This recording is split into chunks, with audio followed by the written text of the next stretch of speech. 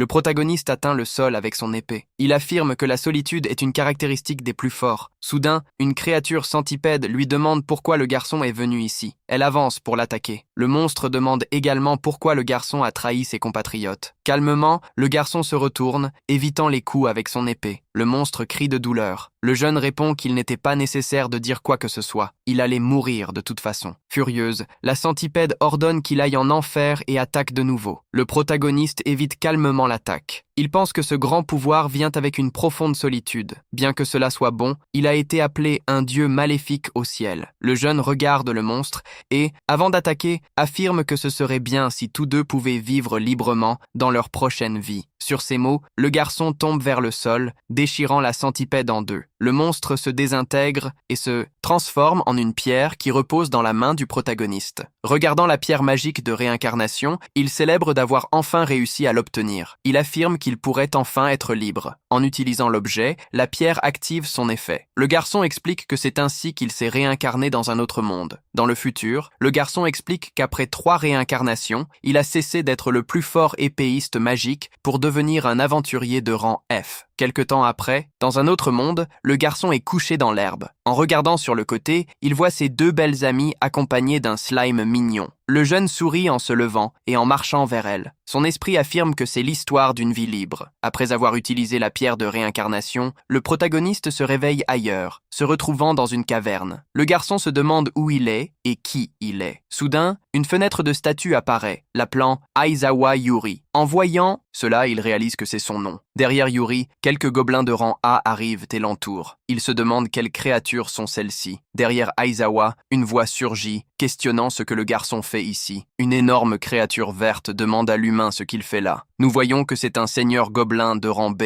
Notre protagoniste répond qu'il ne sait pas. Le seigneur gobelin commence à rire et dit que l'humain idiot ne peut pas le tromper. La créature affirme qu'elle est certaine que Yuri est un serviteur de la guilde des aventuriers, mais qu'il a dû être effrayé de le rencontrer. Pourtant, il est trop tard, donc il ne laissera pas le garçon s'échapper. Le gobelin ordonne à toute son armée de petites créatures d'avancer. Aizawa, ne comprenant toujours rien, se demande pourquoi la situation a tourné ainsi. Puis, en regardant sur le côté, il voit une brindille. Le jeune se rappelle de ses vieux temps comme le meilleur épéiste magique. Dans un clin d'œil, il attrape la brindille. Yuri pense que son corps a agi par instinct et touche l'un des gobelins qui s'approche. Les autres créatures, voyant l'un des leurs être projeté de côté sans effort, s'inquiètent. Mais le seigneur gobelin le remarque et ordonne à ses mignons de ne pas craindre. Les créatures avancent à nouveau contre Aizawa. Avec la brindille, Yuri touche tous les gobelins devant lui. Il pense que ses souvenirs passés ont réagi à un morceau de bois. Le gobelin, voyant son armée être vaincu par un garçon, est terrifié, tandis qu'Aizawa reçoit d'innombrables notifications du système concernant les compétences qu'il a acquises.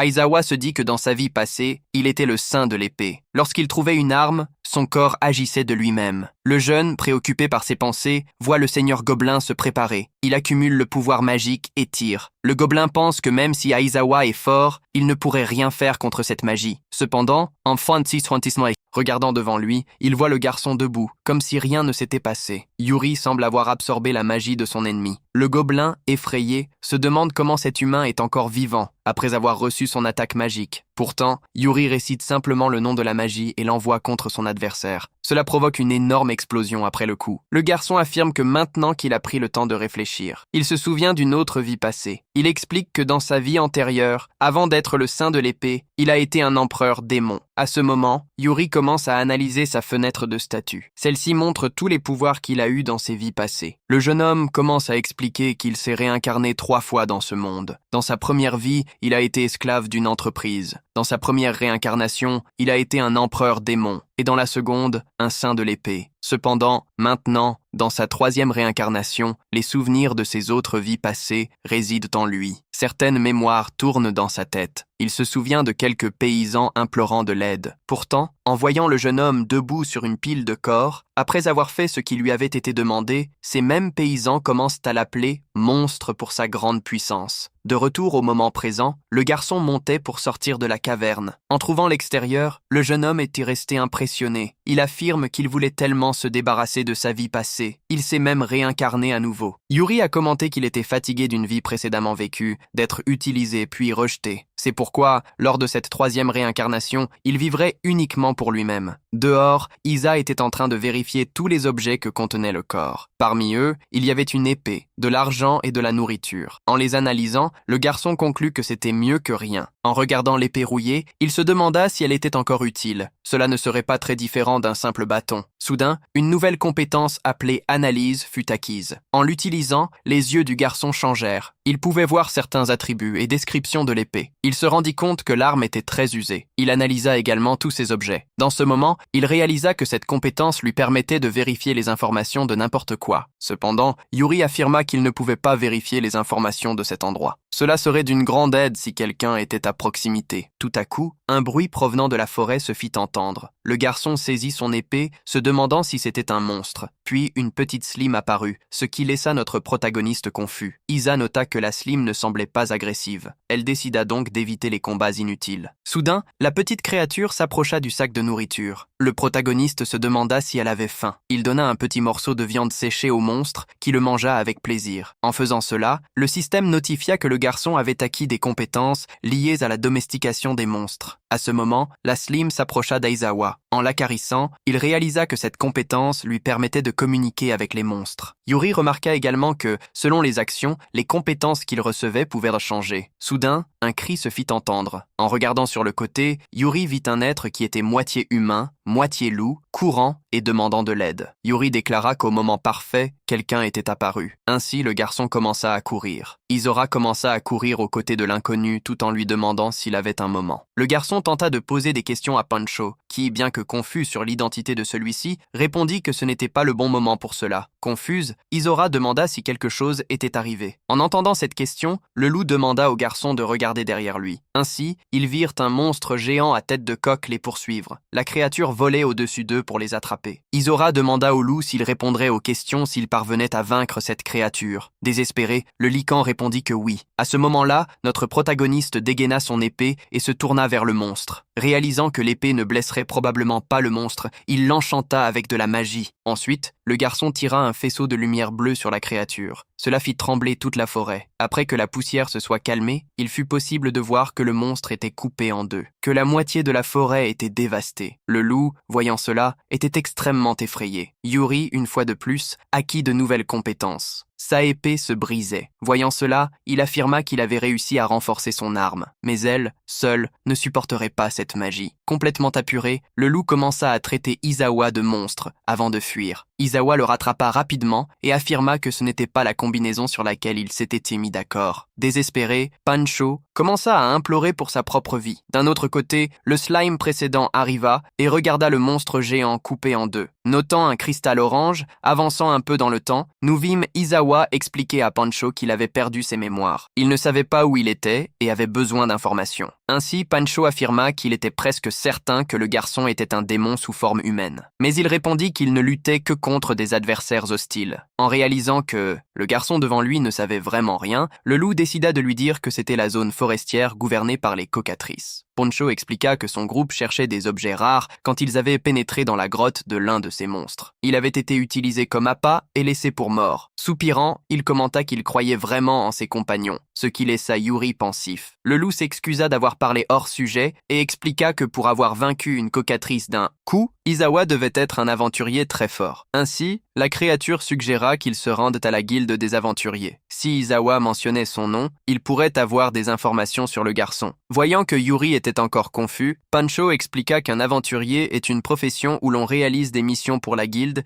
et reçoit des récompenses. Celles-ci varient entre soumettre des monstres, collecter des objets précieux ou retrouver des animaux perdus. Selon sa classification, il y a de nombreuses missions. De plus, l'endroit se trouve à environ 20 km de la ville commerciale de Radial. En entendant cela, Yuri se rendit compte que cette profession existait aussi dans l'une de ses vies antérieures. Yuri décida que devenir un aventurier était la meilleure chose qu'il pouvait faire. Il ne se sentirait pas enfermé. Il vivrait selon ses propres désirs. Ainsi, Izawa remercia Pancho pour l'information. Il dit qu'il essaierait de se rendre à la guilde des aventuriers. Le garçon pensa alors que 20 km était un peu loin. Il commença à imaginer des moyens de se déplacer. Cependant, tout à coup, une cocatrice apparut. laissant Pancho effrayé. L'homme courut rapidement au loin. Notre protagoniste se demanda ce qu'il devait faire, sachant que son épée était brisée. Il pouvait maintenant compter uniquement sur la magie. Cependant, l'animal se posa devant le garçon. Soudain, il commença à agir de la même manière que le slime agissait auparavant. Voyant cette scène, Izawa conclut qu'il s'agissait probablement du slime qu'il avait dompté. En regardant ces informations, il réalisa que la créature avait pris cette forme après avoir consommé la pierre magique de la cocatrice. Avec cela, il conclut que son slime pouvait se transformer en mangeant des pierres magiques. Le garçon pensait qu'il avait réellement une compétence intéressante jusqu'à ce que quelque chose lui vienne à l'esprit. Un peu plus tard, nous voyons le garçon volant sur son slime, tout en affirmant que c'était très bien. Il pouvait déjà voir la ville souhaitée. Après avoir atterri près de la ville, Izawa remercia le slime pour son aide. Cependant, Yuri dit que si la créature entrait dans la ville, cela attirerait beaucoup l'attention. Ils devraient en se séparer. À ce moment-là, le jeune homme se retourna pour faire ses adieux à son animal. Cependant, la créature émit soudain un éclat, volant en sa direction. Nous voyons que le slime était revenu à sa forme originale, mais beaucoup plus petit. Observant cette compétence, Izawa conclut qu'en marchant avec le slime à ses côtés, cela pourrait être utile à un moment donné. En se dirigeant vers la ville, le garçon demanda si le slime voulait l'accompagner. À la réponse affirmative, Yuri lui donna le nom de Slime. À l'intérieur de la guilde, Izawa dit à la réceptionniste qu'il voulait devenir un aventurier. Voyant que le garçon souhaitait effectuer un nouvel enregistrement, elle lui dit que pour commencer, Yuri devait parler de ses compétences. Expérience antérieure. Cela le laisse confus. La préposée explique qu'en raison de l'augmentation de personnes voulant devenir aventurières, ils prennent en compte l'expérience des candidats pour la sélection. En se remémorant tout ce qu'il a vécu, le garçon se dit à lui-même qu'il trouve cela erroné de parler de ses vies passées. Ainsi, il répond promptement qu'il n'a rien de spécial. La préposée dit que si c'est le cas, cela pourrait être un peu difficile. Yuri pense que, si cela est décidé, il n'y a rien à faire. Il devrait renoncer à devenir aventurier, jusqu'à ce que, soudainement, une autre personne irrompe dans la salle, pensant qu'il y avait une bagarre. La préposée explique tout ce qu'elle a entendu. Il soupire rapidement et lui demande de préparer les affaires, en sortant. Gallo pense que si un débutant entre dans sa guilde, sa dignité chutera. Ce n'est pas un endroit pour les incompétents comme Yuri. À cause de cela, il montrera la réalité au garçon. À ce moment-là, nous voyons le jeune homme devant un objet étrange. Gallo révèle que c'est un mesureur magique, un dispositif qui identifie le potentiel de l'individu qui déverse du pouvoir magique sur lui. Si le potentiel dépasse 30, Yuri sera classé comme aventurier et sélectionné pour l'examen. L'homme malveillant pense qu'il est impossible pour un novice d'obtenir 30 lors de la première tentative.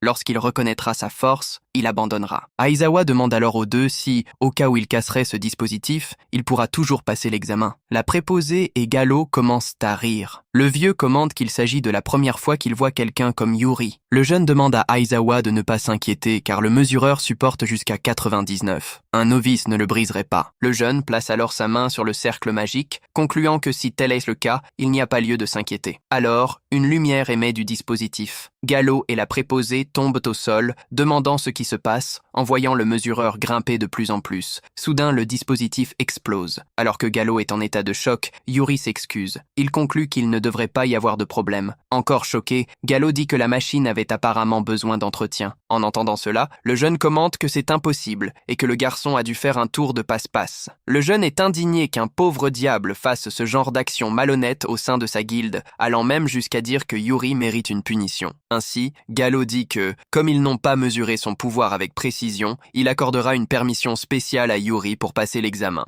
Voyant la bonté de Gallo, le protagoniste commente que le vieux est un homme très bon. Ensuite, nous sautons vers un colisée rempli de monde. Gallo dit à Yuri que l'examen commencera dans 3 minutes et qu'il doit se préparer. Au milieu de la foule, Yuri réalise qu'il y a vraiment beaucoup de candidats. Être accepté ne doit pas être facile. Puis, soudainement, une fille lui demande s'il a des problèmes. La jeune fille demande si c'est la première fois que Yuri fait cet examen. Pensant simplement qu'elle est très enthousiaste, Phil commente que si Yuri a des questions, il peut lui demander avec fierté. Arnett dit qu'elle a déjà passé l'examen 7 fois et c'est beaucoup de choses. Cela laisse Izora choquée. Il demande alors si l'examen est quelque chose que l'on passe plusieurs fois. Offensée, la fille commence à pleurer, expliquant qu'elle a échoué à chaque fois, d'où ces répétitions. Arnett révèle qu'après que Gallo ait remplacé le dernier examinateur, le test est devenu encore plus difficile. Gallo commence et déclare que le premier examen sera d'escrime. Celui qui parviendra à vaincre l'examinateur réussira. À ce moment-là, le candidat Johnny Serpent avance avec son épée. Ils se préparent au combat et, rapidement, leurs épées se percutent. Johnny échange des coups avec l'examinateur. Tout le monde réalise qu'il est vraiment fort. Yuri note que les deux sont égaux en compétences, mais quelque chose cloche. À ce moment, Johnny dit à l'examinateur qu'il n'est rien de spécial. Cependant, Gallo répond simplement qu'avec cette habileté, Johnny ne pourra pas le battre. Il brise l'épée de Johnny en deux. En voyant cela, le jeune est choqué. Gallo affirme qu'avec cette compétence, cela ne devrait pas se produire. Il ne deviendrait jamais un aventurier. Il devrait recommencer depuis le début. Pendant ce temps, Johnny sort de l'arène. Un des concurrents se demande pourquoi personne n'a réussi à vaincre l'examinateur. Izawa, utilisant sa compétence, réalise que ce qui a permis à Gallo de gagner, c'est la différence entre leurs épées. L'examinateur décide que le prochain serait Izawa. Il demande au jeune de se présenter. À mesure qu'Izawa s'avance vers son adversaire, Arnold le soutient en tirant son épée. Yuri pense qu'il veut voir plus de mouvements de l'examinateur. Mais il n'y a rien à faire. C'était le deuxième choisi. Après que Yuri sorte son épée, tous sont confus et effrayés en remarquant qu'elle est aussi brisée en deux. Il se souvient que son épée s'est cassée lors du combat contre la cocatrice. En voyant cela, Gallo commence à rire et à se moquer de l'arme de son adversaire. L'examinateur mentionne que si Izawa veut abandonner, c'est le moment. Il n'aime pas intimider les faibles. S'il devait accidentellement tuer le garçon, ce serait une honte pour sa réputation d'examinateur. Max se demande ce qu'il doit faire, sachant qu'il ne peut pas se battre avec cette épée, mais il devra de toute façon l'utiliser. Yuri dit qu'ils peuvent commencer et affirme même qu'il gagnera le combat en un instant. Furieux,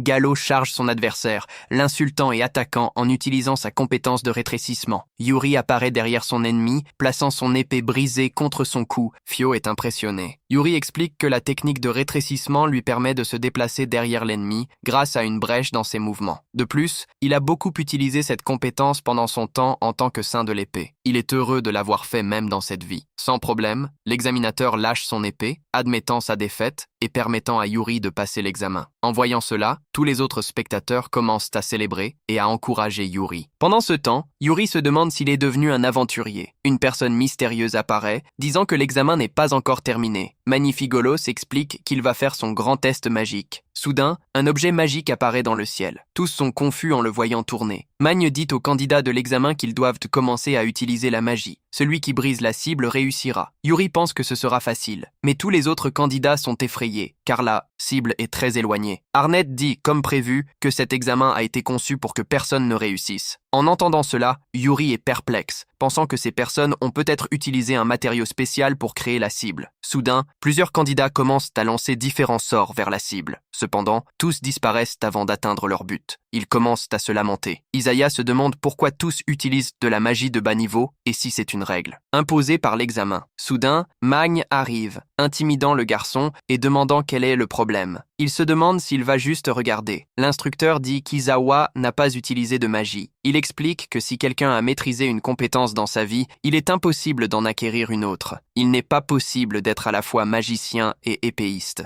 L'homme affirme qu'une personne qui ne peut pas utiliser de la magie décente ne peut pas être un aventurier. Cette année, il n'y a pas de candidat prometteur. Juste au moment où il est sur le point de terminer l'examen en éliminant tous les candidats, Ezola conjure une boule de feu, la lançant vers la cible. La magie grandit à mesure qu'elle s'approche, atteignant la cible et créant une énorme explosion. Tous sont surpris. Un des candidats questionne ce qu'un utilisateur de la magie mythique de l'enfer fait en un endroit comme celui-ci. Izawa est confus. Pour lui, c'était juste une boule de feu ordinaire. Au loin, une figure encapuchonnée observe la magie de feu se dissiper dans le ciel. La figure encapuchonnée affirme que cette personne s'est enfin éveillée, mais qu'elle est encore très immature pour le moment. Tandis qu'elle se dissout dans l'obscurité, l'homme dit qu'il a hâte du jour où ils pourront se retrouver à nouveau dans le Coliseum. Isora essaie d'éveiller son instructeur évanoui. Elle veut savoir s'il a passé la réceptionniste de tout à l'heure. Elle félicite le jeune homme pour sa réussite. Elle lui remet la carte de licence d'aventurier. La jeune fille explique que les nouveaux aventuriers commencent au niveau F et montent progressivement en fonction de leur réalisation.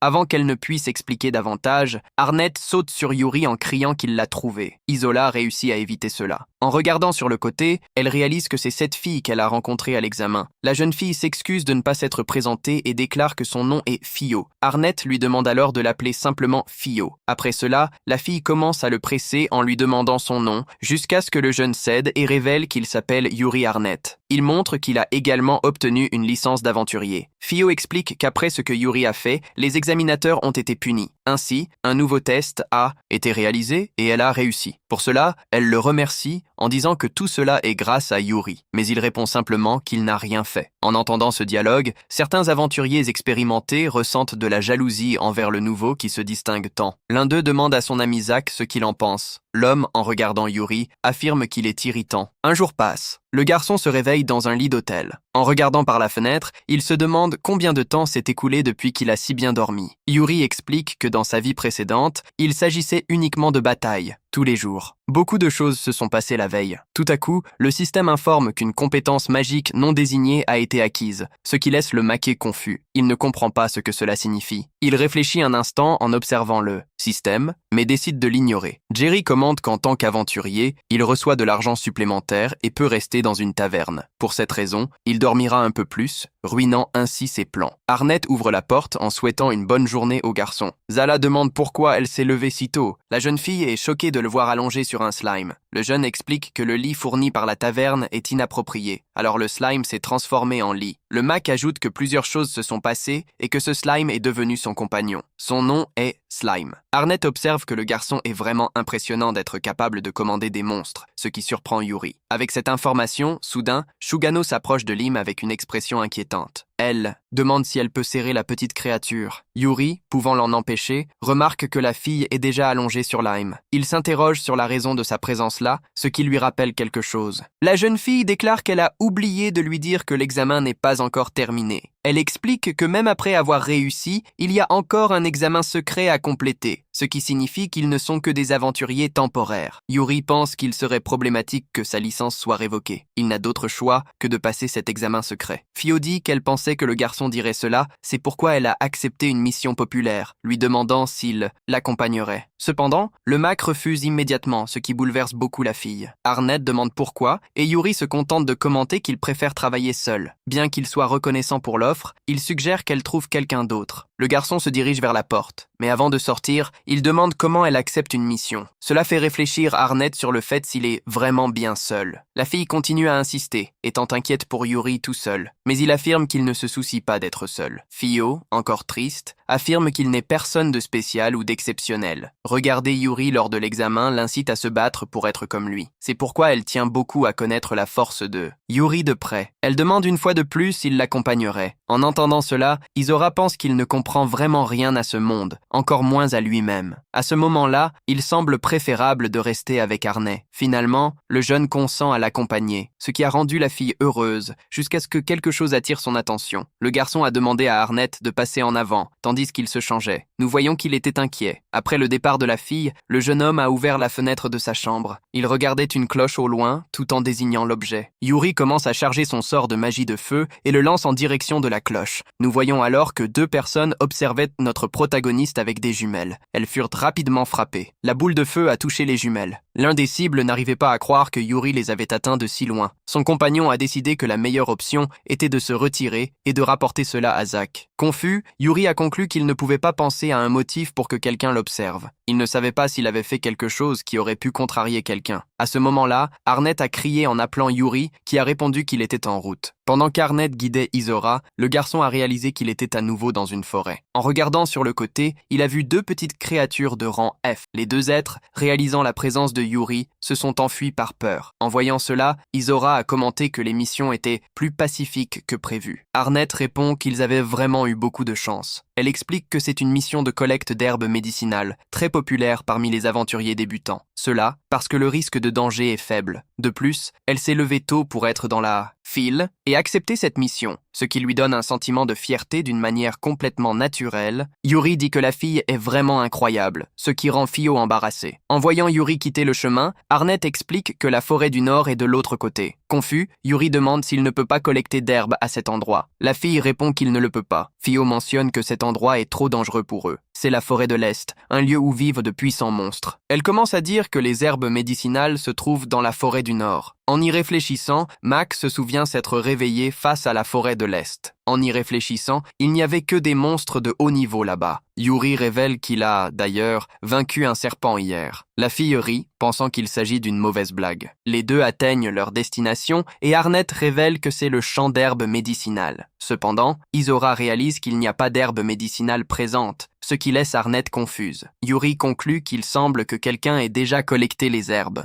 Irritée, la fille rétorque qu'elle pensait qu'ils seraient les premiers arrivés. Soudain, un homme nommé Zach apparaît avec son groupe. Il dit aux nouveaux arrivants que c'est de la malchance, car ils viennent de tout collecter autour. Fio demande qui ils sont, et Zach explique qu'il est leur vétéran. Alors, les deux peuvent se détendre. Yuri se rappelle que ces gars étaient à la réception de la guilde la veille. Zach dit qu'il sait qu'ils sont en période de licence provisoire. Ayant collecté beaucoup d'herbes, il partagera certaines avec eux. En entendant cela, Fio s'enthousiasme et demande si c'est vrai. Zach répond rapidement que les aventuriers doivent s'entraider. En pleurant, la fille affirme qu'elle ne peut pas croire avoir rencontré des aventuriers si gentils. C'est pourquoi elle ne les oubliera jamais. Avant que la jeune fille ne puisse prendre les herbes de la main d'Isaac, le garçon les fait tomber au sol, les piétinant. Puis, révélant sa personnalité obscure, il déclare qu'il ne ferait jamais une chose pareille, appelant Fio un perdant. Ensuite, en riant, Zach commente qu'être aventurier signifie gagner en notoriété, même si cela implique de piétiner les autres. Ce n'est pas un emploi pour les faibles, ceux qui ne peuvent rien faire seuls, ou pour les garçons naïfs qui ne savent rien du monde. Par conséquent, il ordonne aux garçons de s'en aller et de retourner dans leur ville natale. Yuri conclut qu'il a réellement de mauvaises intentions. Il se demande alors si c'était eux qui l'observaient ce matin. Malgré cela, il ne se souvient pas d'avoir fait quoi que ce soit de mal à ces gars. Irrité, Fio questionne ce qui ne va pas avec ces personnes. En courant, la fille avertit Yuri qu'il est encore. Il y a longtemps, ils doivent chercher dans la forêt pour voir s'il y a encore des herbes. Le Mac réalise que s'il ne fait rien, il attendra simplement que sa licence soit révoquée. Cependant, chercher des herbes uniquement avec lui et Fio n'est pas réaliste. En pensant à un plan, Lim sort de sa poche pour une raison quelconque. Le garçon demande à son animal de compagnie ce qui ne va pas, puisqu'il l'a déjà nourri. Mais Lime est agité et, pour une raison quelconque, envoie une impulsion au cerveau de Yuri. Yuri semble comprendre quelque chose. À ce moment, il se prépare à lancer Lime, affirmant qu'il compte sur le monstre. Izora lance le monstre et, soudainement, la créature dans le ciel devient extrêmement géante. Peu après, elle se divise en plusieurs morceaux, se dispersant dans la forêt. Confus, voyant cela, Fio demande ce qui se passe. Yuri, avec un sourire sardonique, affirme que tout ira bien tant qu'il collecte les herbes. Tous les morceaux de Lime commencent à collecter des herbes médicinales. Après un moment, ils parviennent à rassembler une pile d'herbes. Arnett, voyant cela, est impressionnée et célèbre avec joie. Elle félicite Lim, commentant qu'il a fait un bon travail. Le Mac rapporte qu'avec tout cela, ils peuvent déjà retourner. Cependant, Arnett semble triste et dit qu'elle peut aller à la guilde. La jeune fille explique qu'elle a envie de vagabonder un peu dans la forêt et reviendra bientôt. Un certain temps après, au milieu de la forêt, nous voyons la jeune fille commentant à quel point Yuri est vraiment incroyable, tout en regardant le seul morceau de feuille qu'elle a réussi à attraper. Fio mentionne qu'en comparaison à Yuri, elle est une ratée. Se remémorant ce qu'Isaac a dit précédemment, Arnett se sent abattue et irritée. Elle dit qu'à ce rythme, elle ne parviendra pas à devenir comme Yuri. Par conséquent, elle doit agir avec ses propres forces. Alors, Arnett commence à sauter entre les arbres, cherchant quelque chose et vagabondant dans la forêt, déterminée à trouver ce qu'elle désire. Après un moment, la jeune fille finit par trouver un champ avec plusieurs herbes médicinales. Elle commence à les collecter tout en célébrant, car cela pourrait la transformer en aventurière. Soudain, devant elle, Fio entend un rugissement et voit un loup blanc apparaître. En voyant la créature de haut niveau, la jeune fille est effrayée et se demande si elle est allée trop loin dans la forêt. En voyant le loup s'approcher, elle se prépare à dégainer son épée. Elle déclare alors qu'elle doit agir à ce sujet. Cependant, la peur commence à la hanter. Étant une aventurière de rang F, elle ne sait pas si elle peut vaincre un loup de rang C. À ce moment-là, la jeune fille commence à reculer, jusqu'à se rappeler de Yuri lui disant qu'elle est incroyable. Cela lui donne du courage. Elle affirme qu'elle ne peut pas dépendre des autres pour toujours, mais qu'elle est aussi une aventurière. Prenant alors une posture défensive, Fio commente qu'elle s'en occupera seule. Le loup avance alors pour la mordre, mais la jeune fille parvient à bloquer l'attaque avec son épée. Elle est projetée en arrière, frappant un arbre, mais reste calme. Arnett pense qu'elle observera les mouvements de l'ennemi de près. Le loup ne perd pas de temps et avance encore, frappant l'arbre contre lequel elle est appuyée. Cependant, Fio avait déjà sauté et, de là-haut, Elle frappe son ennemi avec sa lame. La jeune fille réussit à toucher l'adversaire d'un coup ferme à la tête, le battant dans le processus. En réalisant qu'elle avait vraiment gagné,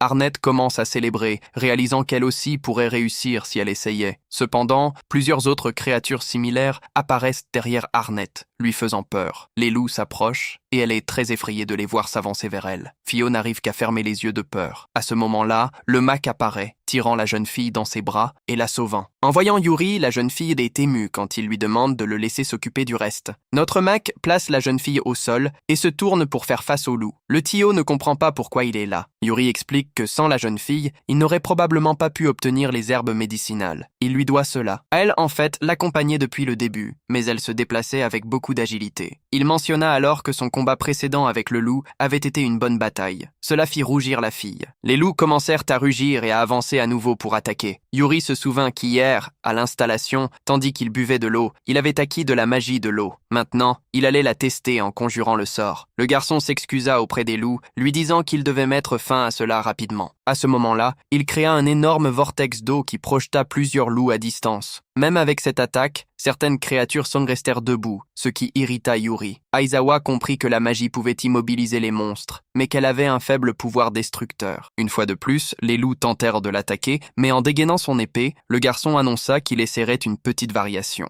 Il exécuta plusieurs coups avec sa lame imprégnée de magie de l'eau. Nous vîmes que c'était une magie de l'eau avancée, appelée épée de glace. Même face à cela, les loups ne semblaient pas effrayés. Yuri enfonça son épée dans le sol, créant des pieux de glace qui frappèrent et transpercèrent certains des monstres. Fi, en voyant les créatures vaincues, déclara que c'était incroyable et attendu de la part de Yuri. Mais la fille réalisa qu'il y avait beaucoup de loups. Plus Yuri en éliminait, plus ils apparaissaient. Elle informa alors son partenaire que les loups se déplaçant en meute suivaient généralement l'ordre d'un leader. Ainsi, il devait y avoir un chef dans la forêt commandant les monstres. Aizawa comprit ce que la fille voulait dire. Il lui suffisait de vaincre ce chef pour que la meute se disperse. À cet instant, le garçon commença à recevoir plusieurs appels dans sa tête de Lim, ce qui le confondit. Lorsqu'il ferma les yeux, il commença à voir à travers les yeux de Lim grâce à sa capacité de dompteur. Cela lui permit de détecter la localisation du loup argenté de Rancé. Notre protagoniste dit à son compagnon qu'il avait bien travaillé. Sans tarder, Yuri s'élança dans une direction, éliminant plusieurs loups sur son chemin. Le garçon utilisa son habileté de tir de feu qui suivait une trajectoire, évitant plusieurs arbres et se dirigeant vers le loup argenté. Cependant, la créature réussit à dévier, réalisant la présence d'Aizawa. Le garçon comprit qu'avec tant d'obstacles, il ne serait pas facile de gérer la créature. Il allait alors changer son approche pour quelque chose de plus agressif. À ce moment-là, le garçon commença à conjurer une immense magie de feu qui étonna même Arnett. Aizawa ordonna à Lim de s'éloigner immédiatement et la petite créature suivit l'ordre sans tarder. Le MC libéra un colossal tourbillon de feu vers son adversaire, incendiant la forêt au passage. La créature ne pouvait rien faire et fut frappée par la magie, créant un énorme nuage de fumée dans la zone. Le pauvre loup fut carbonisé en quelques secondes et Fi, très effrayé, réagit. Arnett cria alors, demandant ce que c'était. En entendant Yuri répondre qu'il venait d'utiliser une magie de feu commune, elle affirma que cela ne semblait pas normal du tout. Quelques pierres magiques tombèrent du loup de Rancé. Arnett félicita Yuri, disant que c'était génial qu'il ait pu récupérer tous ces objets. Cependant, elle voulait savoir comment seulement eux deux allaient porter cette pile d'herbes médicinales. Yuri pensa qu'il ne serait pas réaliste que lui et Arnett portent tout. Il serait bien d'avoir une magie qui puisse tout transporter d'un coup. À ce moment-là, le système notifia que le garçon avait gagné une autre capacité. Dans un autre endroit, nous voyons Fi montrant à la réceptionniste de la guilde la pierre qu'elle avait obtenue. La réceptionniste fut véritablement impressionnée par la pierre magique. Elle demanda si Arnett avait vraiment réussi cela en vainquant un loup. Fi confirma. La fille félicita et fit remarquer qu'il était difficile de vaincre un monstre de classe en sa première mission. Cela rendit Arnett fier. Ainsi, la fille déclara qu'elle la reconnaissait maintenant comme une aventurière formelle de rang F. Cela rendit Arnett très heureuse, et elle commença à célébrer en sautant de joie. Yuri répondit qu'il était content pour elle. L'employé appela alors Yuri en disant que c'était maintenant son tour. En attendant, la réceptionniste note Kizora et les mains vides. Il lui demande de l'attendre. Il explique qu'il va encore récupérer ce qu'il avait collecté. Puis, il active sa magie de contraction spatiale. Il invoque toutes les herbes et les objets qu'il avait ramassés. La serveuse reste choquée. Elle demande d'où il a sorti tout ça. Dans son esprit, Yuri pense que la magie de contraction spatiale permet une manipulation libre de l'espace. Il n'avait jamais pensé qu'il serait capable d'utiliser une magie si pratique. Isora réfléchit qu'en acquérant d'autres compétences, elle ne dort pas aussi bien. Peut-être que cela est lié au temps qu'elle a passé à vivre dans ce monde. Tous les analystes sont impressionnés par la quantité d'objets qu'il a rapportés. L'un d'eux remarque une pierre verte. En l'analysant, il voit que c'est une pierre de magie du vent. En voyant un objet si rare, les analystes sont confus. Le garçon aux cheveux blancs demande si le MC a vaincu un loup argenté. Le jeune homme répond que oui, en se demandant s'il y a un problème avec ça. Cela laisse tout le monde dans la salle surpris. Ils commencent à sortir, demandant à Yuri d'attendre un moment. Arnett dit à son ami de ne pas s'inquiéter, car il va sûrement devenir un aventurier. Cela l'apaise un peu. Passant un certain temps, Arnett dit qu'ils mettent trop de temps. À ce moment-là, quelqu'un arrive. L'analyste aux cheveux blancs remercie Yuri de patienter. Il l'informe qu'il sera promu au rang B et il saute de joie, commentant que c'est incroyable. L'analyste affirme qu'un aventurier comme Yuri est très bienvenu dans sa guilde. L'homme déclare qu'ils vont procéder à l'enregistrement officiel. Cependant, Yuri refuse, annonçant qu'il continuera en tant qu'aventurier de rang F. Cela laisse tout le monde perplexe, et Arnold pousse un cri de l'extérieur. Fio demande à Isora s'il est sûr, car c'était une opportunité de promotion. Le jeune homme répond que cela lui semblait problématique, et c'est pourquoi il n'a pas accepté. Arnett explique que quand votre rang monte, on vous appelle à la guilde plus souvent. Il acquiesce, pensant qu'il ne voulait pas agir comme il l'avait fait dans sa vie passée. Avant qu'Arnett puisse dire plus, Yuri déclare qu'il veut vivre librement à son propre rythme. En d'autres termes, à partir de maintenant, ils travailleront ensemble comme compagnons de rang F. Fio affirme que le garçon est vraiment incroyable. Elle mentionne qu'il reste toujours fidèle à lui-même et qu'il est très déterminé. Arnett commente qu'elle a réussi à vaincre l'un des loups, mais qu'elle n'a rien pu faire quand elle a été entourée par la meute. Elle n'est pas comme Yuri. Yuri l'interrompt, disant qu'elle a des qualités qu'il n'a pas. Sans elle, il n'aurait jamais réussi l'examen. De plus, comme il l'a dit auparavant, elle est vraiment incroyable. Cela la rend très heureuse et elle déclare qu'elle va faire de son mieux pour rattraper Yuri. Il lui demande simplement de donner le meilleur d'elle-même. Nous voyons que Zach les regardait de loin. Il était encore irrité par leur présence. Soudain, le garçon se retourne et demande à la silhouette derrière lui s'il va faire le travail. Un être inconnu, portant un masque de clown, répond qu'il le fera sûrement. En voyant Arnett s'étirer, Yuri demande si elle est fatiguée. Elle répond que oui, car la journée a été longue. Il lui demande alors de se reposer et elle acquiesce. Avant de partir, Fio demande également à Yuri de bien se reposer et de ne pas veiller trop tard. En s'éloignant, elle lui fait ses adieux et le remercie pour tout ce qui s'est passé ce jour-là. Le MC se demande ce qu'il doit faire jusqu'à ce que son estomac grogne, lui faisant réaliser qu'il n'a rien mangé de la journée. En regardant une taverne, il conclut que puisqu'il a réussi à vendre les objets qu'il a obtenus, il devrait avoir un bon repas. Un serveur de la taverne accueille le client jusqu'à ce qu'il réalise qui il est. Cela le fait se demander pourquoi le garçon est là. Isora reconnaît que c'est le loup qu'elle a rencontré dans la forêt. Le loup s'irrite parce que Yuri ne se souvient plus de son nom. En s'asseyant,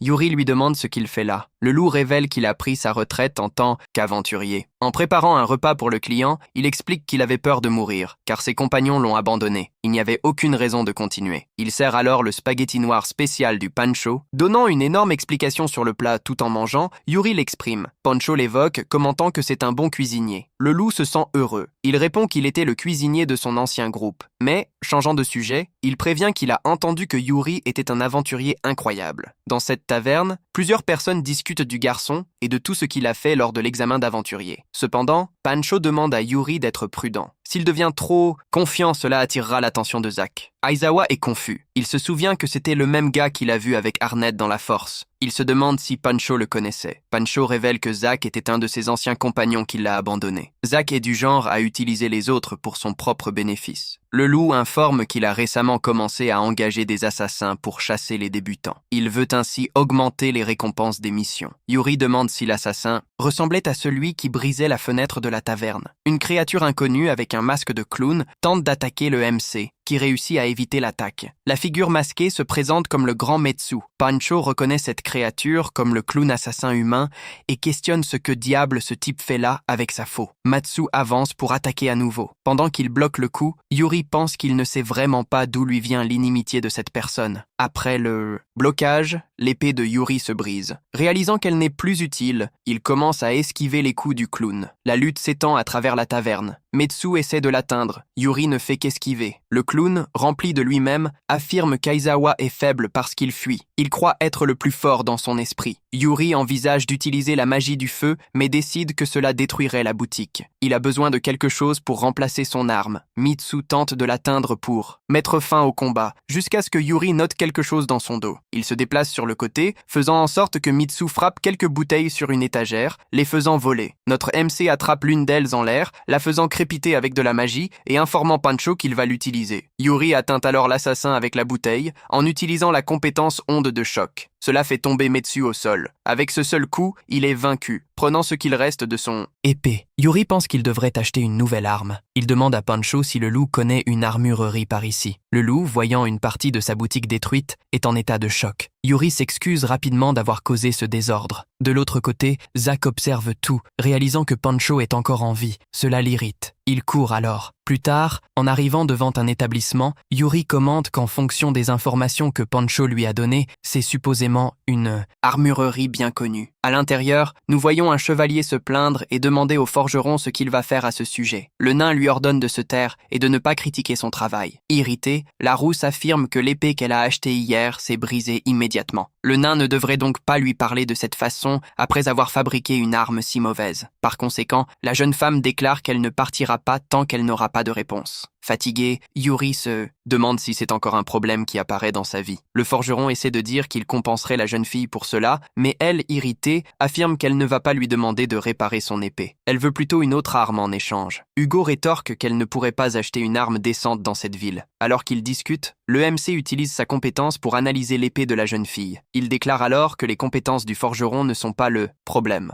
Il semble que le matériau utilisé soit mauvais. Rich demande qui il est. Hugo, le nain, affirme qu'on dirait que Yuri a un œil divin pour ça. Le forgeron explique qu'ils utilisaient autrefois des minerais de haute qualité des mines du Nord pour fabriquer des armes. Maintenant, seuls des minerais de basse qualité sont disponibles, car un golem vorace s'est installé là-bas. Ils sont donc obligés de faire avec des matériaux de basse qualité. Cependant, si ça continue, cette boutique ne va pas durer longtemps. Peut-être est-il temps de la fermer. En regardant quelques épées dans un seau, Yuri en prend une et dépose une bourse de pièces sur le comptoir. Le garçon demande au forgeron s'il peut acheter cette arme, car il l'utiliserait pour vaincre le golem. Rico, inquiète, commente qu'elle n'a jamais entendu parler de quelqu'un combattant un golem avec une épée. Yuri répond que tout dépend de la façon dont on utilise l'arme. Après avoir vaincu le golem, il utilisera le minerai que cela rapportera pour forger une nouvelle épée. Rico quitte l'endroit avec le garçon, se présentant et demandant sa licence d'aventurier, juste pour être sûr. Isabella acquiesce, montrant ce qui a été demandé. En voyant que l'idiot est classé comme F, elle se demande s'il veut mourir, puisque c'est la classification la plus basse. Elle explique que les gens appellent même les classés F creuseurs de pommes de terre, car ils sont toujours couverts de saleté. Il n'y a aucune chance qu'ils puissent vaincre un golem. Yuri, confus, demande pourquoi la fille est fâchée, car même s'il meurt, cela n'a rien à voir avec elle. Rico devient rouge en expliquant qu'elle ne se sent pas bien à l'idée de quelqu'un mourant pour rien. Donc, elle va accompagner le garçon, et sans choix, il acquiesce. Un temps plus tard, Rico déclare qu'ils sont arrivés et que c'est la mine au nord. Les deux commencent à marcher vers l'entrée jusqu'à ce qu'un golem de rang apparaisse avec un marteau. Rico dit que l'ennemi est déjà là. Elle va s'en débarrasser rapidement. Elle avance contre le golem, demandant à Yuri de bien observer ses mouvements. Le golem ne reste pas immobile. Il tente d'attaquer la fille qui esquive et grimpe sur son bras. Elle utilise ce mouvement pour sauter par-dessus le golem et porter un coup solide sur le monstre. La bataille continue avec elle infligeant plusieurs attaques à la créature. Yuri, en l'observant, pense que le golem a beaucoup de force et de durabilité. Cependant, il est assez lent. Rico circule, continuant d'attaquer le monstre par derrière. Après avoir frappé le golem plusieurs fois, la fille revient devant Yuri en disant que ce n'était rien pour quelqu'un comme elle. Elle explique que le point faible des golems se trouve dans leur dos. Mais avant qu'elle ne puisse continuer, le monstre lance une pierre chargée d'énergie dans leur direction. Rico n'a pas le temps de réagir jusqu'à ce que notre protagoniste se mette devant elle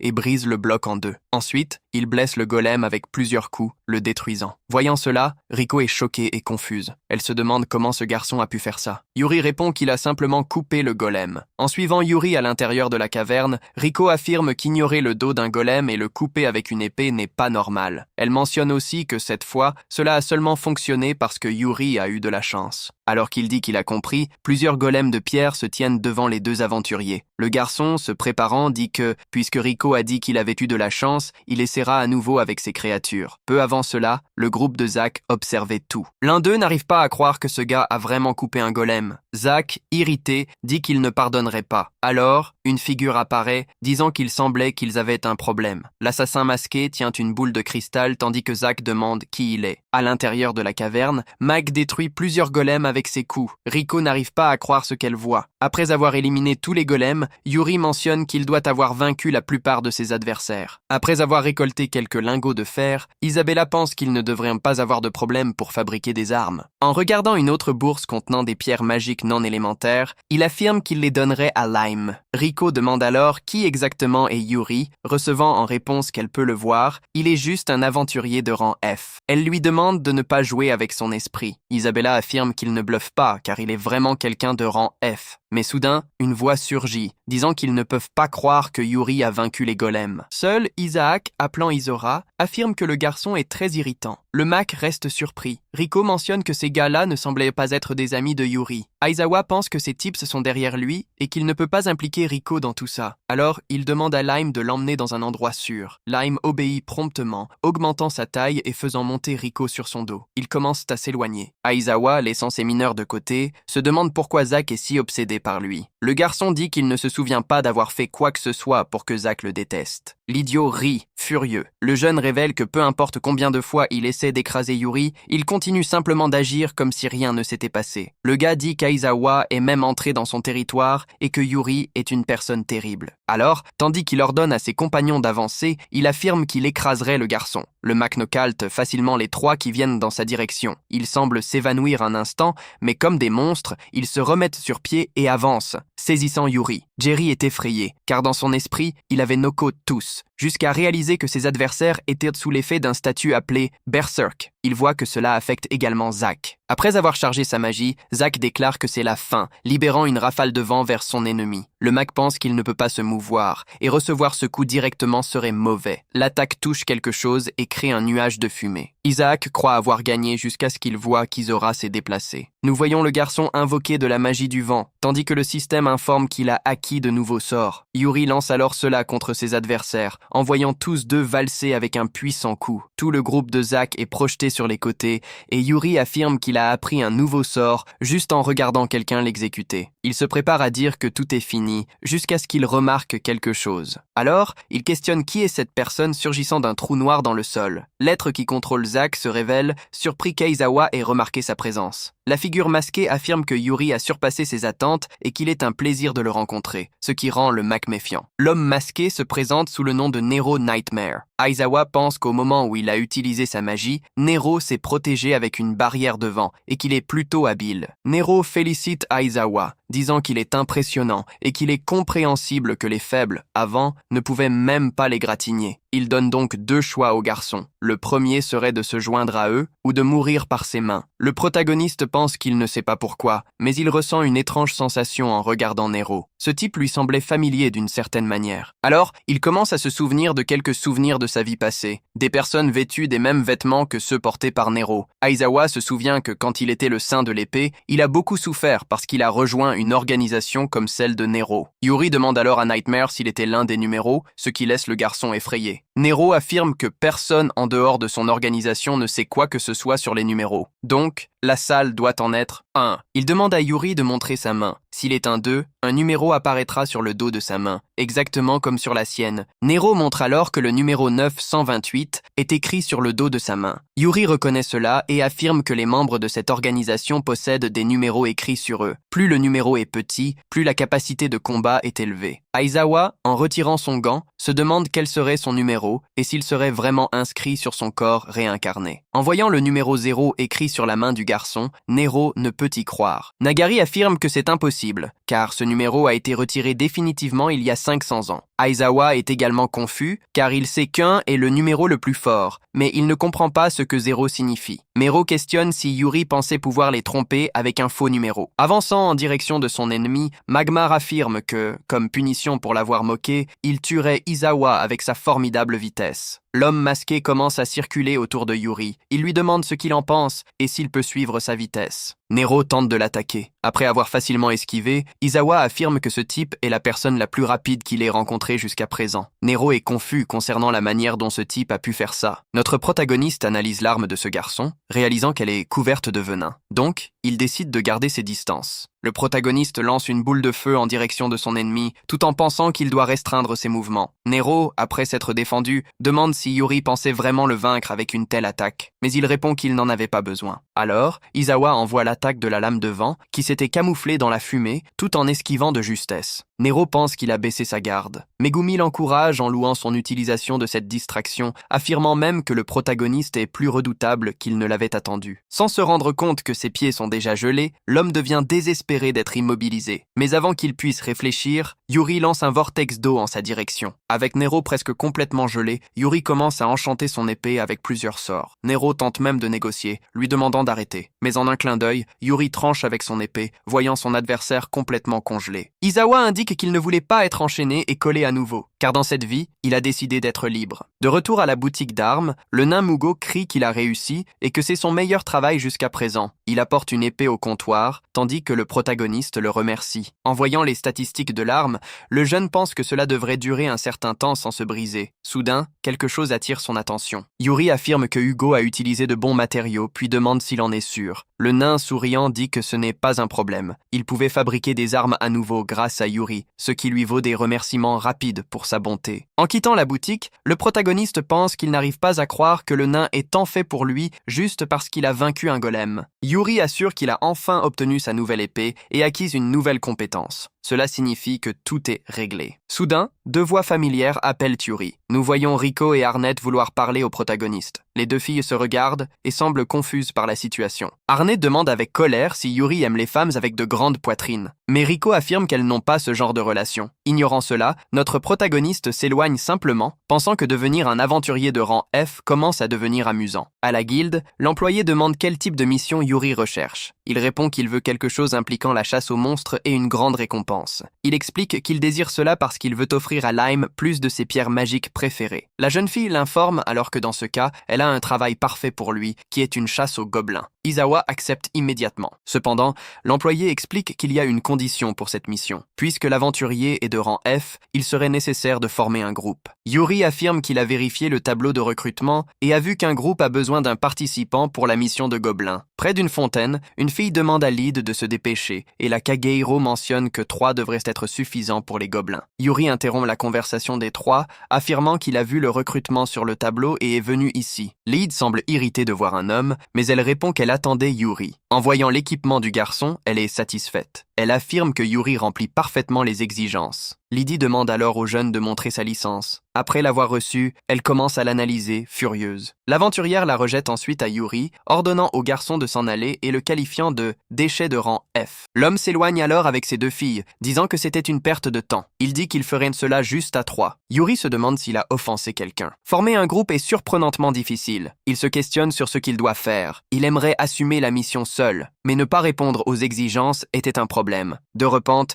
Rico apparaît en demandant à Yuri ce que le garçon faisait. Après avoir entendu toute l'histoire, elle dit qu'elle le comprend et affirme que c'est triste. Isora la remercie en disant que si ce n'était pas grâce à la fille, il n'aurait pas pu accepter cette mission. Elle lui retourne son remerciement, puisqu'elle avait presque rejoint le groupe de Lyd. Rico commente qu'il y a eu des rapports selon lesquels les gobelins de la forêt du Nord avaient déjà été chassés. Ils allaient vers une zone située à environ 2 heures de marche à l'ouest des montagnes. Yuri commente que c'est un peu loin. Rico affirme que s'ils mettent trop de temps, d'autres aventuriers peuvent arriver en premier. Ce serait bien d'avoir quelqu'un qui pourrait les y emmener. Isa révèle qu'elle a quelqu'un qui pourrait faire ça. Elle dit qu'elle comptait sur Lime. Soudain, le monstre commence à briller. Alors, il se transforme en sa forme de cochoperle. Cela laisse Rico sidéré. Pendant qu'il volte avec le Mac sur Lime, elle se demande ce que c'était. Yuri affirme qu'ils utilisent un véhicule et que cela est normal. Mais Rico dit que ce n'était pas ordinaire. Après un certain temps, les deux arrivent dans les terres hautes de l'Ouest. « Eh, les gars !» remercie Lime. Rico se demande comment il peut rester si calme après avoir été déplacé à une telle vitesse. En regardant sur le côté, il voit un lac. Rico commente que la vue est magnifique. Yuri répond que c'est un endroit paisible. La fille commence à interagir avec le lac en disant que l'eau est très claire. Le Mac, de son côté, remarque quelque chose qui vient dans la direction de Riko. Juste au moment où une flèche est sur le point de frapper la fille, Yuri s'arrête dans les airs. Riko s'excuse pendant que Yuri pense que les gobelins utilisaient une tactique pour encercler les aventuriers et attaquer quand ils étaient redétendus. En analysant tous les gobelins dans les arbres, Yuri réalise qu'il y en avait plus de 20.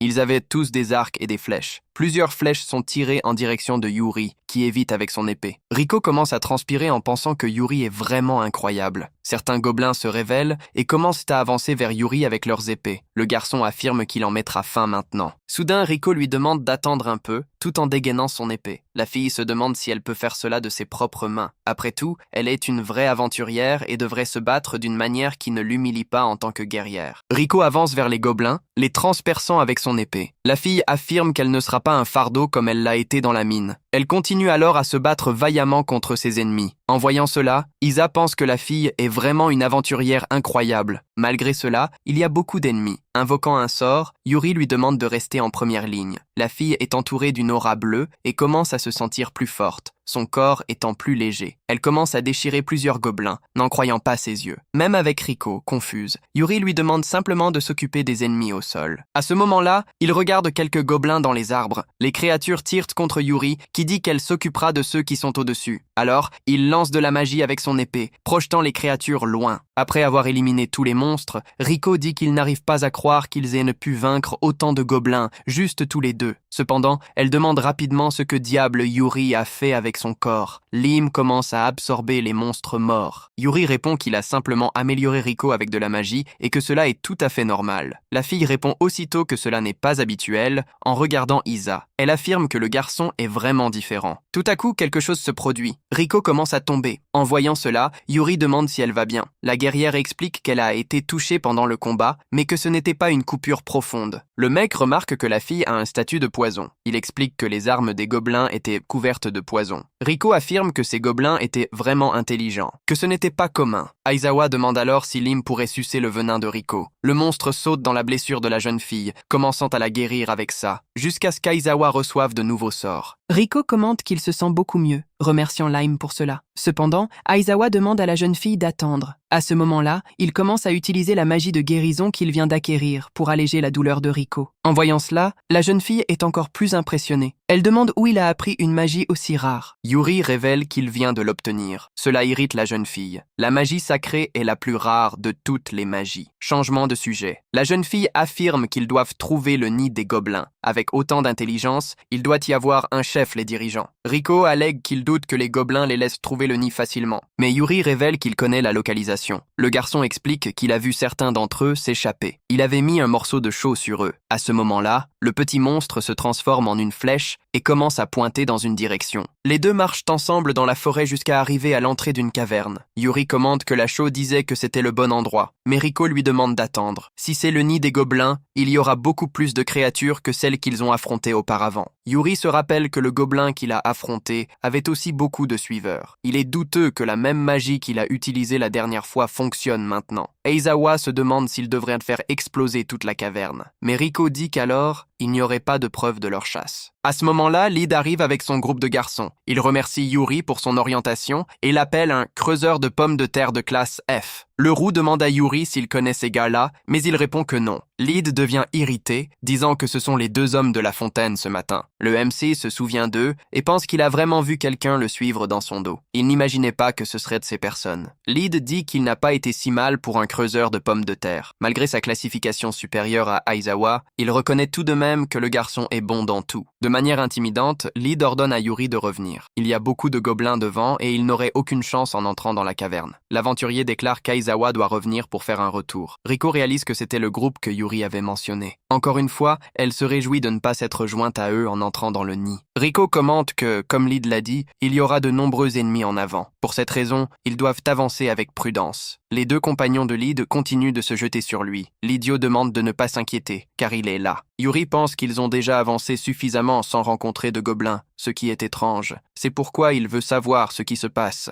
De soudain, une brume mystérieuse apparaît. En l'analysant, Yuri dit que c'est la magie de l'ennemi. Pendant que Rico se plaint de ne rien voir, Lyd demande à la jeune fille de rester calme, car il est là. Le MC remarque qu'il y a plus de monstres qu'avant. Ils essaient de bloquer sa vision et d'initier une attaque surprise. Yuri avertit qu'ils arrivent. Plusieurs créatures chargent contre eux, mais les deux parviennent à repousser les attaques avec leurs épées, détruisant une partie des monstres. Rico affirme qu'il y en a beaucoup, mais ce ne sont que des gobelins. Yuri réalise que leur stratégie se base sur les nombres. Leurs attaques sont simples et coordonnées. Cependant, il ressent quelque chose d'étrange, se sentant confiant. Lyd affirme que, comme il l'a dit, ces gars-là sont faciles à gérer. Une fois de plus, les deux jeunes filles sont impressionnées, jusqu'à ce qu'un être bleu géant apparaisse devant l'idiot. Lyd demande si cette créature est aussi un gobelin. Il dit que, bien qu'il soit plus grand, ce serait facile de les vaincre. Il se lance pour attaquer. Il tente de frapper l'ennemi, mais son épée se brise en deux. La créature, irritée, agrippe les cheveux de Lyd et lui assène un coup de genou dans le visage. Peu après cela, alors qu'il est projeté, le garçon se plaint que son beau visage a été touché avant de tomber au sol. Apeuré, Lyd commence à courir en criant à l'aide. Passant jusqu'aux deux jolies filles qui l'accompagnent, un des gobelins bleus saisit les deux filles par le cou. Le monstre se prépare à les dévorer. Les filles crient à l'aide. Rapidement, Isla arrache la tête du monstre. Elle se tourne vers les jeunes femmes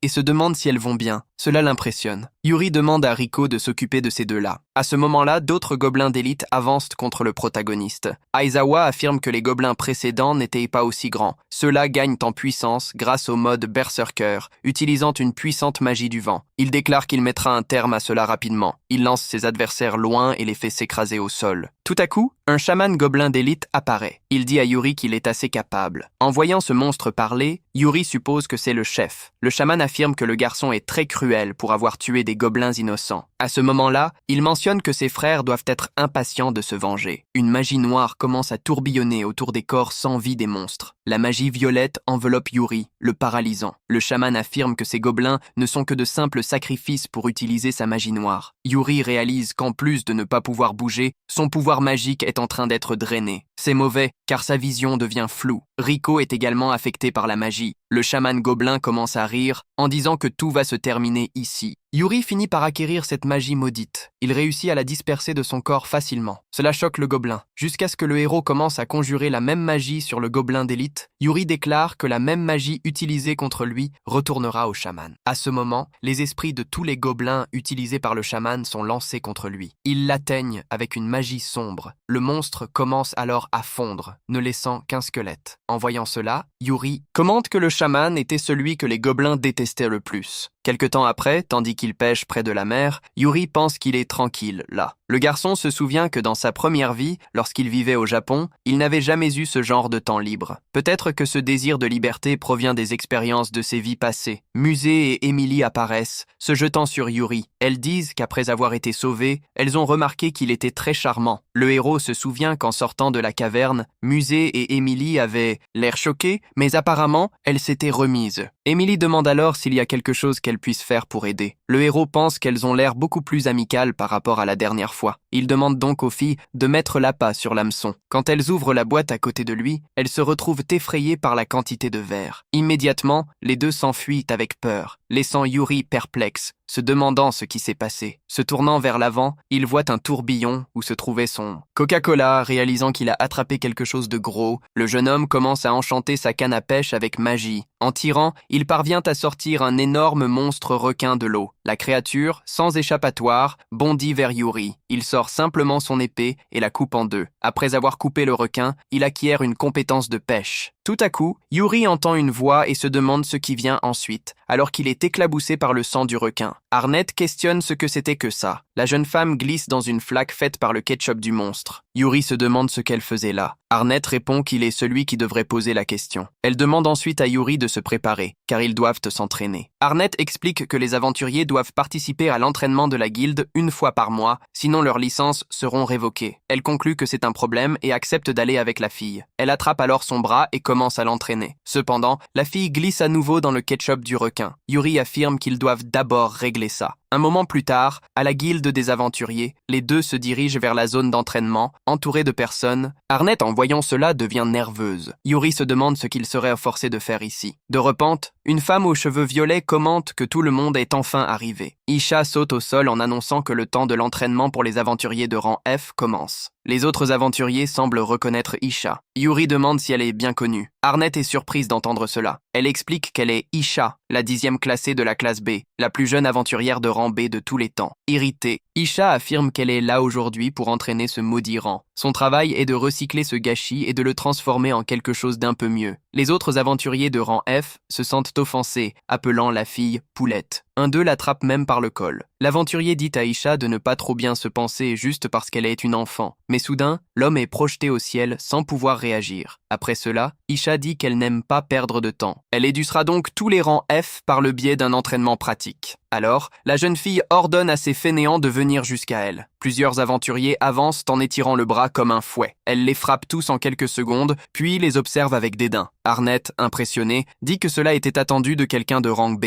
Isha attire l'attention de Yuri et Arnett. La fille affirme que Yuri a rapidement jugé que lutter contre elle était inutile, après avoir évalué sa force. À cause de cela, il montre qu'il est assez prometteur. Le garçon pense que ce n'était pas tout à fait ça. Mais avant qu'il puisse répondre, Isha déclare qu'elle l'aime bien. Par conséquent, elle donnera aux deux une leçon spéciale d'escrime, ce qui laisse Yuri et Arnett confus. Maintenant, dans une forêt, Arnett demande si Isha est petite, puisqu'ils ne font que rester là à ne rien faire. Elle répond que c'est la bonne réponse. La fille commente que les aventuriers de rang F sont des idiots qui pensent être très forts juste parce qu'ils sont devenus aventuriers. Sa mission est de leur enseigner la réalité de leur situation. En d'autres termes, Yuri et Fio sont les deux qui ont agi différemment. Ainsi, elle pourrait évaluer objectivement leurs compétences. Elle arrive alors à un endroit dans la forêt et affirme qu'ils doivent commencer ici. Yuri questionne ce qu'Isha prévoit de faire dans un endroit comme celui-ci. Elle lui demande simplement d'observer. La jeune fille affirme qu'elle montrera un exemple. Elle sort son épée et tranche un gigantesque arbre. Avec cette attaque puissante, l'arbre s'effondre au sol, laissant Arnett abasourdi. Elle dit que c'était le pouvoir de quelqu'un de classe B. Isha se tourne et dit que c'est maintenant son tour. Cela rend Arnett encore plus préoccupé. Elle dit qu'il n'y a pas moyen de faire cela. L'aventurier de classe B commente que c'est ainsi pour tout le monde au début. L'objectif est de continuer à se défier encore et encore. Au moment où Arnett tranchera cet arbre, elle aura acquis la compétence d'épée intermédiaire. La fille accepte et avance. Elle porte plusieurs coups contre le tronc, mais rien ne se passe. Regroupant maintenant tout son pouvoir, Fio frappe le pin. Il finit par se blesser les mains sans réussir à le couper. Isha répond que ce n'est pas mal pour une première tentative. Elle déclare que Yuri est le prochain. L'équipe motive Yuri à donner le meilleur de lui-même. Il pense que c'est une occasion rare de bénéficier de l'escrime avancée qu'il a apprise avant. Il s'approche de l'arbre en disant que, même si c'est une arme empruntée, il s'assurera de ne pas la casser. Il la fait légèrement vibrer, mais crée une rafale de vent qui non seulement fend l'arbre en deux, mais détruit également une partie du sol. Le garçon se réjouit de ne pas avoir cassé son épée cette fois. Il affirme qu'il a bien contrôlé sa force, jusqu'à ce qu'il se retourne et voit quelque chose. Raisha est incrédule, ne comprenant pas ce qui vient de se passer devant ses yeux. Yuri répond qu'il a juste fait ce qu'on lui avait dit, se demandant s'il y avait quelque chose d'étrange. Elle réplique que c'est parfaitement normal, avec Arnett qui désapprouve. Mais Isha ment en disant qu'elle a détruit une forêt entière avec un seul coup avant. La Garota déclare que ce serait l'entraînement magique. Elle dit que cette zone rocheuse est parfaite pour pratiquer. Irritée, elle se tourne et questionne si Yuri a déjà appris la magie. Il répond que non, pas exactement. En voyant cela, la Garota, vaine, déclare que le garçon est un débutant en magie. Cela le fait se demander pourquoi Zia est si heureuse. Désappointée, la Garota dit qu'elle va lui montrer un exemple, car c'est sa spécialité. À ce moment-là, elle imbue son épée de magie de feu, elle tire contre les pierres, provoquant une énorme explosion. Yuri semble impassible. Arnett commente que c'est incroyable. La CIA répond que, pour sa classe B, c'est courant.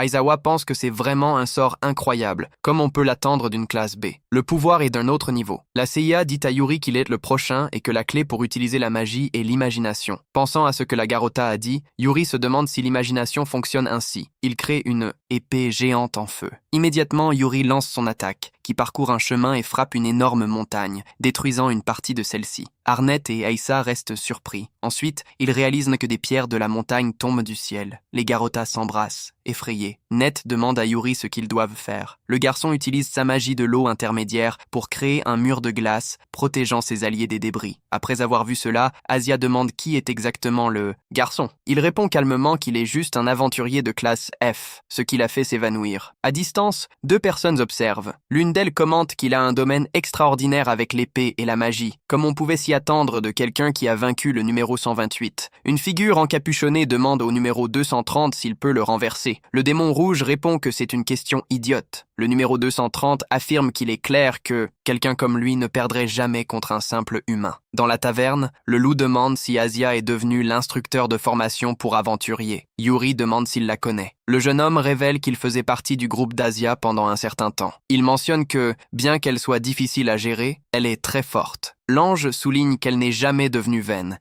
et a travaillé plus dur que quiconque pour monter en classe B. Il mentionne même que maintenant, qu'elle est novice, elle veut agir comme une véritable vétérane. Quelqu'un entre dans la taverne. Avant que Pancho ne puisse le saluer, l'homme aux cheveux rouges demande s'il y a quelqu'un appelé Yuri Asa ici. Certains clients semblent reconnaître cet homme, se demandant pourquoi il est là. Le MC se présente et demande si l'intrus a besoin de quelque chose. Mais Pancho lui demande de se comporter. Le loup explique que c'est Biscotte de Rosa, aussi connu sous le nom de Rosa, la masse de fer. Il est un aventurier de classe B. Rosa répond qu'il ne se soucie pas de ses formalités. Pancho réplique qu'il ne l'a pas vu depuis longtemps. Il s'assoit à côté du MC. Rosa déclare que Yuri est exactement comme Asia a dit, très jeune et intrépide. Puis, Biscotte dit qu'il aimerait demander un service, car il a besoin de l'aide de Yuri pour une mission de classe A, afin de soumettre le dragon maléfique. En entendant cela, Pancho est incrédule, et notre MC semble confus. Pancho ordonne à Rosa d'arrêter de plaisanter, car même si Asia est forte, il reste un aventurier de classe F. Rosa révèle qu'il parle au sérieux. Rencontrer Asia aujourd'hui prouve cela, car Yuri a un pouvoir équivalent à celui d'une classe A. Le loup répond qu'il a entendu Yuri refuser la promotion en classe B. L'appeler classe A serait exagéré. Yuri demande alors quel type de monstre est ce dragon maléfique. Rosa explique que c'est une créature terrifiante, capable de détruire une nation entière en un instant. Ilol est apparu soudainement dans les cieux des terres hautes occidentales. Un groupe spécial de guildes était en train d'être formé pour le soumettre. Rosa interroge alors si Yuri serait disposé à prêter un peu de sa force. Soudain, quelqu'un avec des oreilles géantes s'oppose à cela. Une elfe déclare qu'inclure un homme inconnu dans leur groupe est de la folie. La Garota dit à Rosa que son jugement est erroné. Chercher l'aide d'un aventurier de classe F, c'était une honte pour quelqu'un de classe A. Yuri demande qui était la fille. Elle révèle que son nom était Chloé Dowell. Elle était en 3e position dans la classe B. L'elfe noire explique qu'elle avait entendu parler de Yuri et ne savait pas quel type de tour sale le garçon avait utilisé. Cependant, elle ne reconnaissait absolument pas ses compétences. Quelqu'un de classe F ne pourrait jamais rejoindre son groupe. En voyant que cette fille était aussi en mission, Rezawa répond qu'il n'avait pas encore accepté de participer à la soumission. Mais Rose demande à Chloé d'arrêter ça. L'homme affirme que la classe n'est pas tout pour les aventuriers. C'était une mauvaise habitude de Chloé de juger les gens sur leur apparence. L'elfe dit alors que si c'était le cas, elle le testerait ici et maintenant. Elle demande au MC de jouer à un jeu, en contrôlant une fourchette avec de la magie. La fille insiste sur le fait que ce n'était rien de sérieux, juste un peu de divertissement. S'il pouvait lui rendre la fourchette qu'elle allait lancer, elle reconnaîtrait ses compétences. Chloé déclare que si Yuri ne parvenait pas à le faire, elle ne lui permettrait pas de rejoindre son groupe.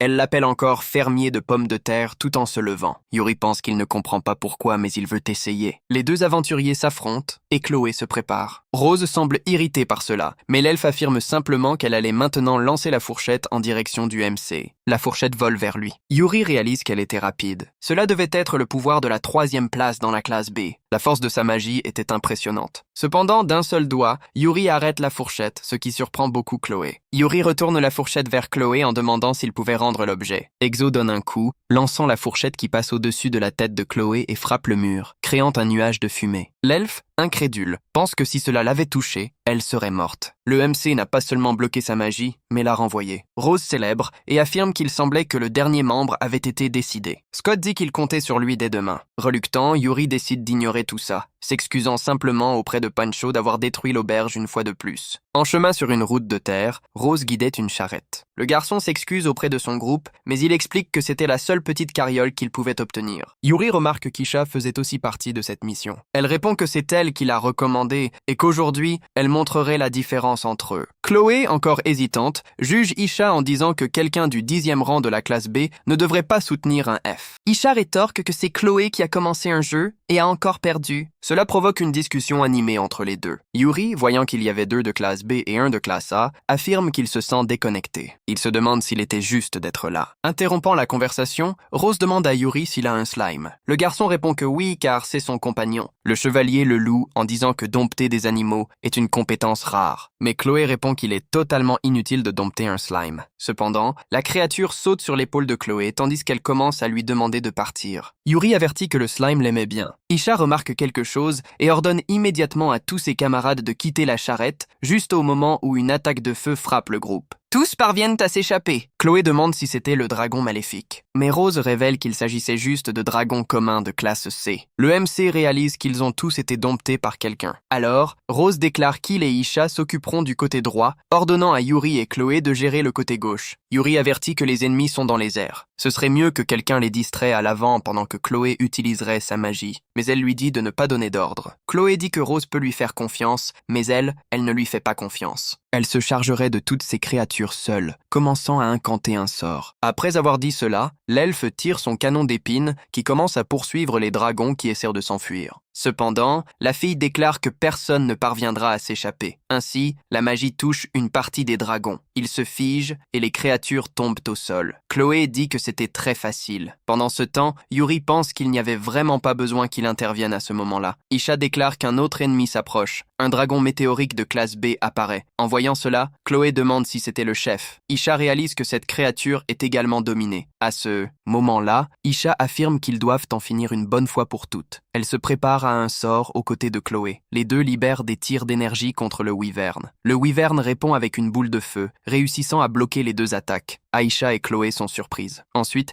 Izawa donne un ordre à Lime. Le slime saute dans les airs, engloutissant la boule de feu du dragon et la digérant. En voyant cela, Aisha et Chloé sont impressionnés, jusqu'à ce que quelqu'un saute dans les airs, utilisant Lime comme élan. Rose avance vers le dragon avec son énorme bouclier, affirmant qu'il utiliserait Lime en prêt. Il frappe l'énorme dragon avec sa compétence bouclier destructeur de fer, faisant commencer à tomber la créature. Après cela, Roses déclare qu'il laisserait le reste à Yuri. Yuri commence à brandir son épée avec magie. Il dégaine sa lame, avance et donne une coupe précise au dragon, le coupant en deux. Yuri félicite Lime, tandis qu'Isha pense que ce n'était « et pas si mal ». Chloé répond que c'était juste de la chance. Roses dit qu'ils ont maintenant un autre problème car le cheval a été blessé. Isha avertit qu'ils doivent atteindre leur destination avant le coucher du soleil, mais ils sont à 2 heures de là. Yuri pense qu'il pourrait faire en sorte que Lime se transforme en une cocatrice, mais il y a trop de gens à transporter. Dans ce cas, il s'approche du cheval et commence à utiliser sa magie sacrée. Le groupe de Roses est en état de choc. Maintenant, en route vers leur objectif, Chloé affirme qu'elle pensait que la magie n'était qu'un mythe. Aisha remarque que le cheval va plus vite. Le garçon explique que pendant qu'il soignait l'animal, il a utilisé une magie d'amélioration pour augmenter sa force. Roses informe que lorsqu'ils passeront ces arbres devant, ils atteindront les terres hautes de l'ouest. Le groupe avance, jusqu'à noter qu'une partie de la forêt a été complètement brûlée. Au milieu de la destruction, plusieurs monstres et animaux ont été incendiés. Chloé et Aisha ne retiennent pas leur ego et commencent à insulter les monstres morts. Rose les ignore et dit que l'énergie magique devient plus forte. Le monstre doit être prêt, alors tout le monde doit rester en alerte. Chloé rétorque que le groupe a un membre de rang A et 2 de rang B.